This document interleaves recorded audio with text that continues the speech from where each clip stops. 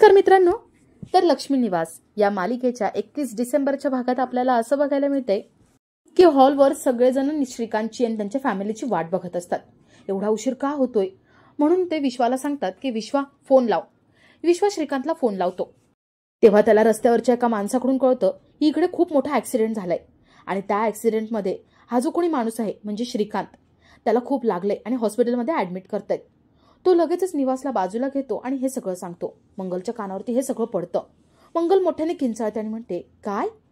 भावनाच्या होणाऱ्या नवऱ्याचा ऍक्सिडेंट झालाय? भावना खूप शॉकमध्ये जाते. तिला वाटायला लागतं की हे सगळं आपल्यामुळेच झाले.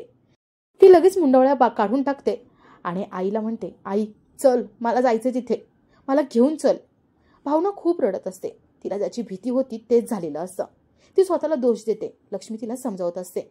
तर निवास पटकन तिथून निघतो आणि तो हॉस्पिटलमध्ये पोहोचतो. तो तिथे श्रीकांतची चौकशी करतो. श्रीकांतवरती उपचार चालू असतात. वनजाही सिरियस झालेली असते. तर आनंदीला थोडंफार लागलेलं असतं.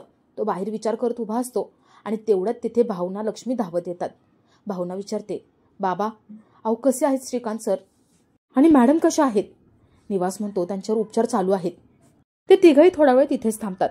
तर इकडे आतमध्ये सिद्धूचाही ऍक्सिडेंट झालेला असतो. सिद्धूच्या हाताला डोक्याला लागलेलं असतं. सिस्टर त्याच्या हाताला पट्टी करत असतात. तर थोड्या वेळाने वनजा शुद्धीवर आलेली असते. जे वाचण्याचे चान्सेस फारच कमी असतात.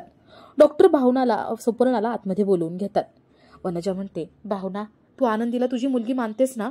भावना म्हणते, हो, आनंदी माझीच मुलगी आहे. म्हणते, भावना, मला वचन दे, तू आनंदीचा सांभाळ करशील, तिला सांभाळशील, वचन दे मला. वचन देते. ती म्हणते, आनंदी माझी मुलगी आहे, काहीही झालं तरी तिचा सांभाळ मी करेन, मी तिला वाढवेन. वनजा तिच्याकडून वचन घेते आणि तशीच ती जाते.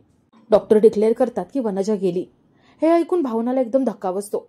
तर इकडे श्रीकांतची तब्येतही सिरियस झालेली असते.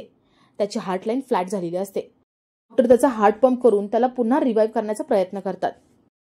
आता श्रीकांत तरी वाचेल का? आणि जर श्रीकांत वाचला तर भावना त्याच्यासोबत लग्न करेल का हे बघण्यासारखं असेल.